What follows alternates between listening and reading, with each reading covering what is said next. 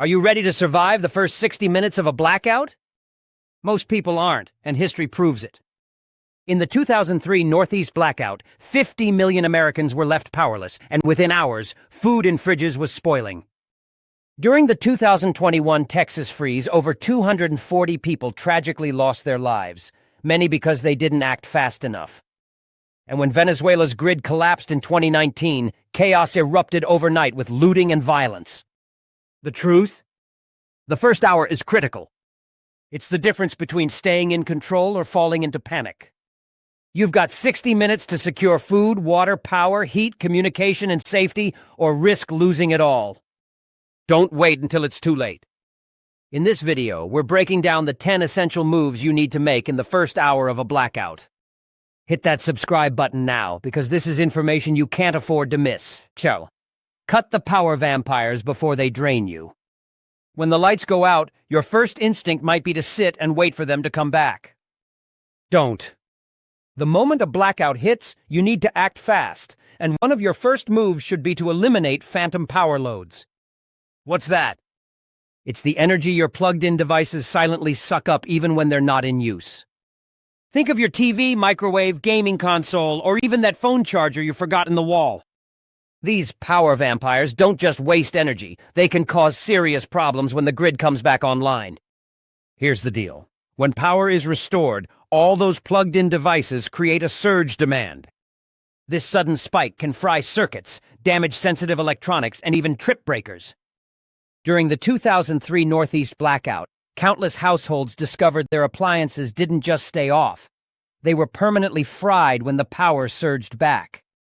That's a costly mistake you can't afford to make. So, what's the game plan? Unplug everything except the essentials.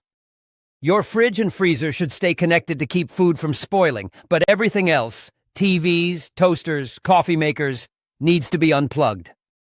If you've got surge protectors, even better. Flip the switch on those to cut power to multiple devices at once. This is especially useful if the blackout happens at night and you're fumbling around in the dark.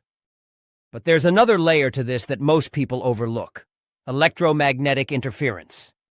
If the blackout was triggered by a cyber attack or a geomagnetic storm, like the one that caused the 1989 Quebec blackout, your plugged-in devices could act like antennas, absorbing harmful surges. A simple $25 Faraday bag or even a DIY foil-wrapped box can protect your most valuable electronics, like laptops and phones, from becoming expensive paperweights. The bottom line? Phantom loads aren't just an energy drain, they're a threat to your survival tools. Within the first hour of a blackout, cut the cord on anything non-essential. It's a small step that could save you thousands of dollars and a lot of frustration when the power comes back. 9. Take command of your power supply. In a blackout, the real enemy isn't darkness, it's the loss of power. Flashlights, radios, medical devices, and even your phone all rely on one thing: electricity. And when the grid goes down, you're suddenly in a race against time to manage your power resources. The first hour is critical. Fail to act, and you could find yourself in the dark, literally and figuratively, when you need power the most. Start by taking inventory. What's charged, what's not, and what can be recharged? Gather every power bank, AA battery, solar panel, and backup charger you own and put them in one central location. This isn't the time to be digging through junk drawers or searching under the couch. You need to know exactly what you have and where it is. Here's a pro tip. Cold weather is a battery killer. Lithium-ion batteries lose up to 20% of their capacity in freezing temperatures, according to studies from Battery University. That means your fully charged phone or power bank could die in hours instead of days if left in the cold.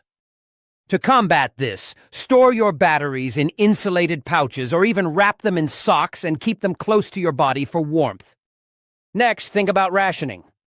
A 20,000 mAh power bank can give you about 4 full phone charges. That's not for endless scrolling on social media. It's for critical communication, emergency updates, and calling for help. Solar panels can help recharge your devices, but don't expect miracles. In winter or cloudy conditions, you might only get a few hours of effective sunlight, which means less power than you'd hope for. And don't forget, batteries are currency in a crisis. During Puerto Rico's grid collapse, AA and D batteries were traded like gold. Stockpile them now, because when the lights go out, they'll be worth more than cash. Within the first hour, take control of your power situation. It's not just about convenience, it's about survival. 8. Control the noise before it controls you. When the power goes out, silence can be deafening.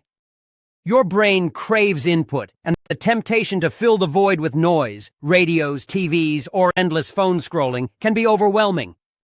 But here's the harsh truth. Noise isn't comfort. It's chaos! And in a blackout, chaos is your enemy.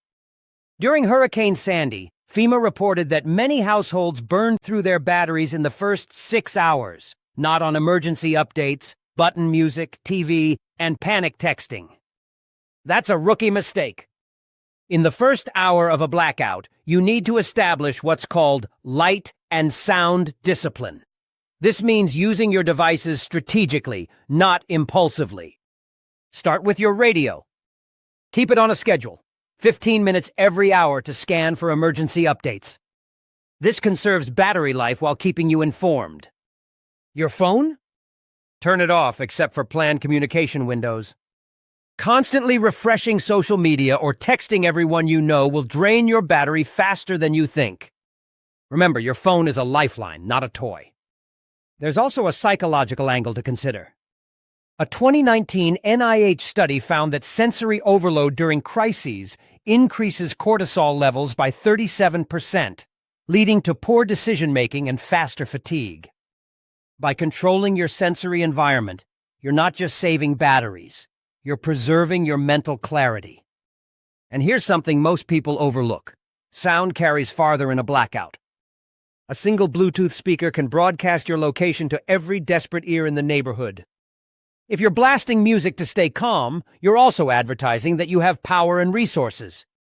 That's a risk you don't want to take. Finally, don't forget about your pets. Animals pick up on your stress and can add to the noise.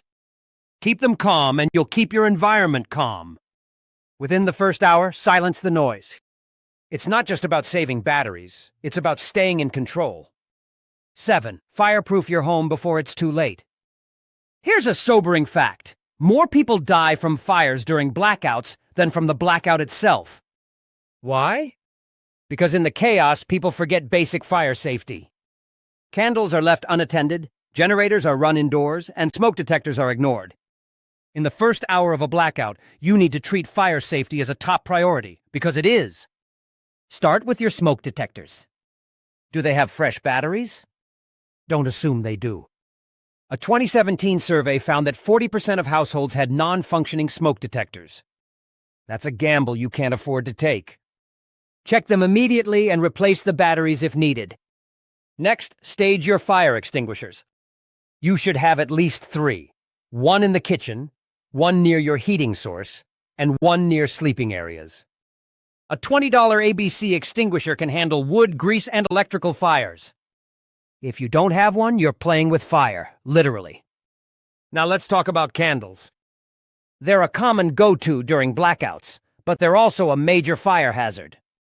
If you're using candles, place them on stable, non-flammable surfaces and never leave them unattended. Better yet, invest in LED lanterns or battery-powered lights.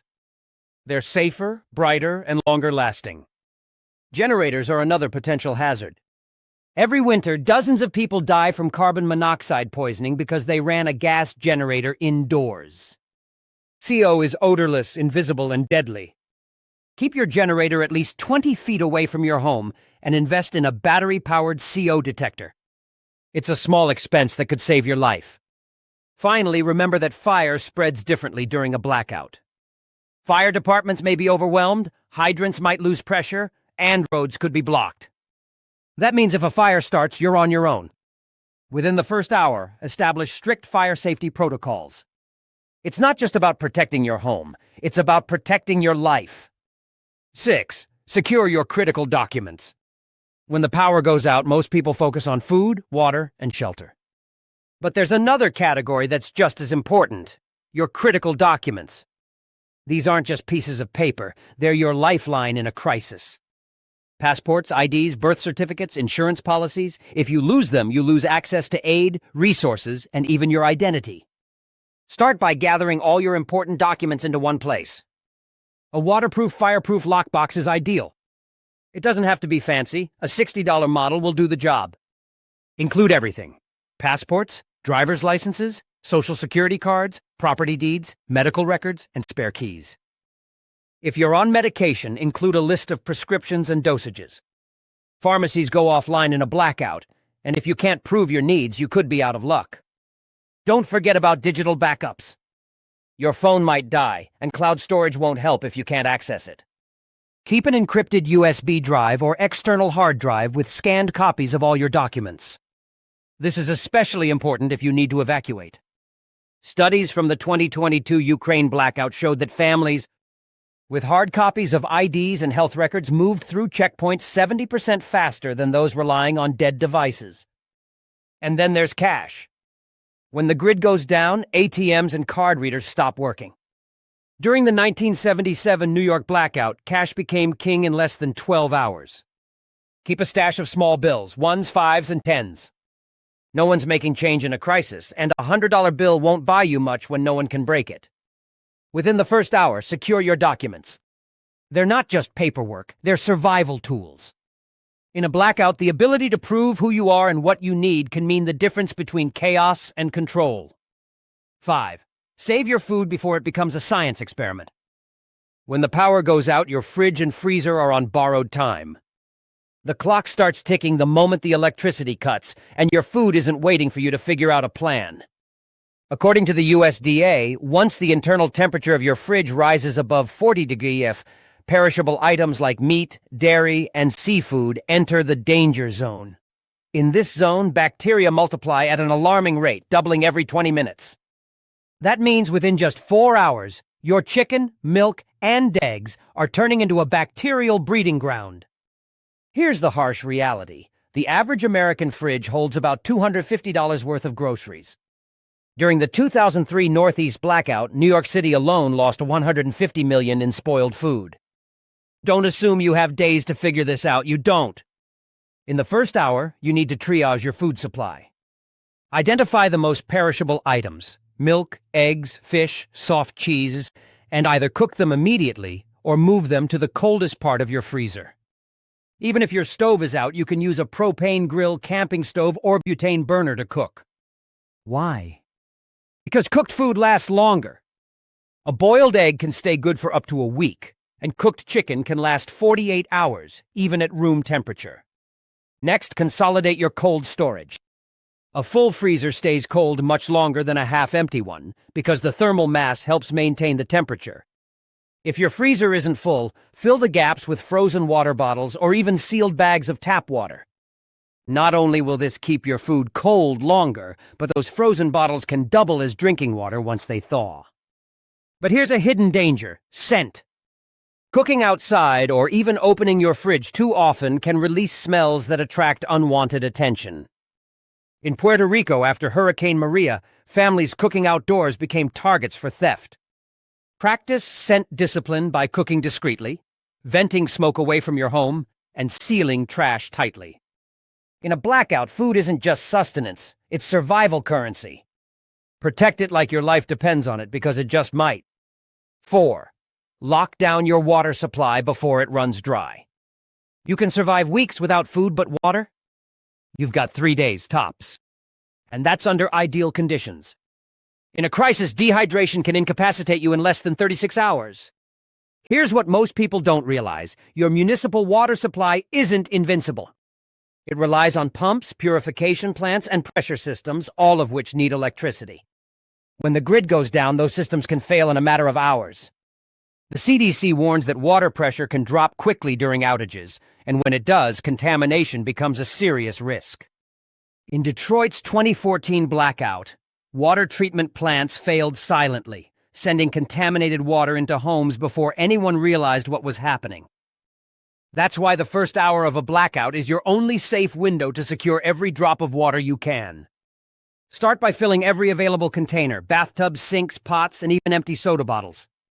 A standard bathtub holds about 80 gallons of water, which can sustain a family of 4 for up to 3 weeks if rationed carefully. But don't just hoard water, protect it. Open containers invite bacteria, algae, and even mosquito larvae. If you're serious about preparedness, invest in a bathtub liner like a water bob, which can store up to 100 gallons of sterile water. If you don't have one, treat your stored water with bleach, 8 drops per gallon, to kill any pathogens.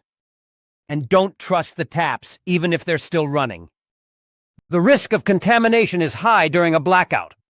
A portable water filter like a Life Straw or Berkey system can remove 99% of bacteria and make questionable water safe to drink. But here's the darker truth. Once your neighbors run out of water, desperation sets in. A gallon of water weighs over 8 pounds, making it cumbersome to steal, but that won't stop someone who's desperate. Conceal your water storage, ration it quietly, and be prepared to defend it if necessary. Without water, everything else, food, power, even shelter, falls apart. 3. Prepare for the cold before it creeps in. Food and water are critical, but cold doesn't wait. Once indoor temperatures drop below 50 degrees, your body starts losing heat faster than it can produce it. Hypothermia doesn't require Arctic conditions. It can happen in your own living room. During the 2021 Texas blackout, hundreds of people suffered hypothermia in their homes as indoor temperatures plummeted into the 40s. Your furnace? Useless. Even gas-powered systems rely on electric ignition and circulation fans. That's why the first hour of a blackout is your window to secure heat and shelter. Start by shrinking your survival zone. Close off unused rooms and focus on heating 1 or 2 spaces. Use blankets, towels, or even duct tape to seal drafts around windows and doors. According to FEMA, up to 40% of a home's heat loss happens through windows. Plug those leaks immediately. If you have emergency Mylar blankets, use them. They reflect 90% of body heat and can be layered inside makeshift tents to create microclimates. A single candle in a small, sealed room can raise the temperature by 3 to 5 degrees, but real backup heat requires preparation. Indoor safe propane heaters, kerosene units, or wood stoves can keep a room habitable for hours. Just 1 gallon of kerosene produces enough heat to warm a small room, but you need to ventilate. Every year, families die from carbon monoxide poisoning because they ran heaters or stoves without proper airflow. A $20 battery-powered CO detector can save your life. Clothing is another layer of shelter. Wool is your best friend. It retains 80% of its insulating properties even when wet. Avoid cotton, which traps moisture and steals heat. Survivors of Quebec's 1998 ice storm who layered woolen fleece fared far better than those who relied on cotton. And remember, light discipline matters. A glowing window in a frozen neighborhood is a beacon for desperate eyes. Secure your heat quietly, or risk becoming a target. 2. Establish communication before you're cut off. When the grid goes down, silence isn't just unsettling, it's dangerous. Most people don't realize that cellular networks are fragile. According to the FCC, the average cell tower has only 8 to 24 hours of backup power. After that, they go dark. During Hurricane Maria, over 1,000 towers in Puerto Rico failed within 24 hours, leaving nearly 90% of the island without service. Without communication, you're blind to emergency updates, evacuation orders, and even the ability to call for help. In the first hour, you need to lock down your communication plan. Start with a battery-powered or hand-crank NOAA weather radio. These devices are lifesavers, providing real-time updates on weather conditions, evacuation routes, and aid distribution. If you've prepared properly, shortwave or ham radios can connect you to a broader network of information. During Puerto Rico's blackout, families with even a $30 hand-crank radio had access to critical updates, while others were left in the dark. But listening isn't enough. You need to be able to communicate. FRS or GMRS walkie-talkies with a 2 to 5 mile range can help you coordinate with family or neighbors when cell networks fail. Pre-establish channels and call signs to avoid confusion during a crisis. And here's a hard truth. Communication can be a double-edged sword. In Sarajevo during the 1990s, ham operators were lifelines, but their signals were monitored, and those with resources became targets. Use coded language and limit transmissions to protect your security. Finally, have a plan. Where will your family meet if separated? What's the fallback if your home becomes unsafe?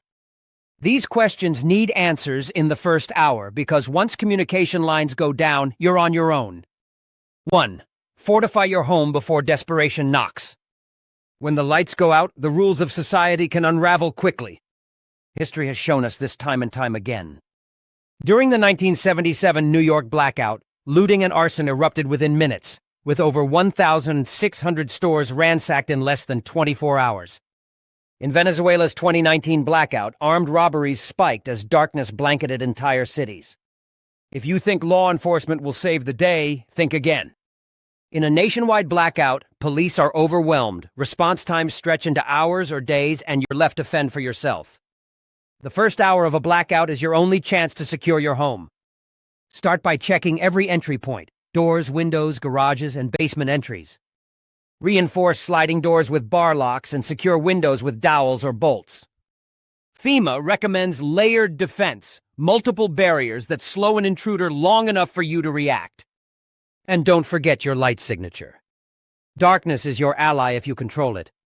Use blackout curtains to prevent lantern glow from turning your home into a target. Indoors, use red lens flashlights to preserve night vision. If you're with family or trusted neighbors, establish a watch rotation. The U.S. military uses 24/7 watch schedules for a reason. Fatigue kills awareness. Even simple 2-hour shifts can keep your perimeter secure. And here's the uncomfortable truth. You may need to defend your home. After Hurricane Katrina, firearm incidents spiked by over 200%. If you legally own weapons, stage them safely but accessibly. If not, improvise with deterrents like pepper spray, wasp spray, or even heavy tools. Looters don't target the hardest house, they target the easiest. The mindset shift is the hardest part. You must be prepared to enforce boundaries, refuse desperate neighbors, and act decisively if your family is threatened. The first hour isn't just about survival, it's about control. Secure your perimeter and you secure your future. A blackout isn't just an inconvenience. It's a test of your preparedness, your instincts, and your ability to act under pressure. The first 60 minutes are critical. They're the razor-thin line between staying in control or falling into chaos. By securing your food, water, power, heat, communication, and home, you're not just surviving. You're setting yourself up to thrive when others are scrambling. History has shown us that blackouts can spiral into disaster in a matter of hours. From spoiled food and water contamination to looting and hypothermia, the risks are real and they don't wait for you to catch up. But with the right moves in the first hour, you can protect your family, your resources, and your sanity. Remember, preparation is power. The steps you take now, before the lights go out, will determine how well you handle the chaos when it comes. And when it does, don't panic. Follow these 10 steps, stay calm, and take control of your situation. If you found this guide helpful, make sure to like, subscribe, and hit the notification bell so you're ready for whatever comes next. Because in a world where the unexpected happens, knowledge and preparation are your greatest survival tools. Stay safe, stay prepared, and we'll see you in the next video.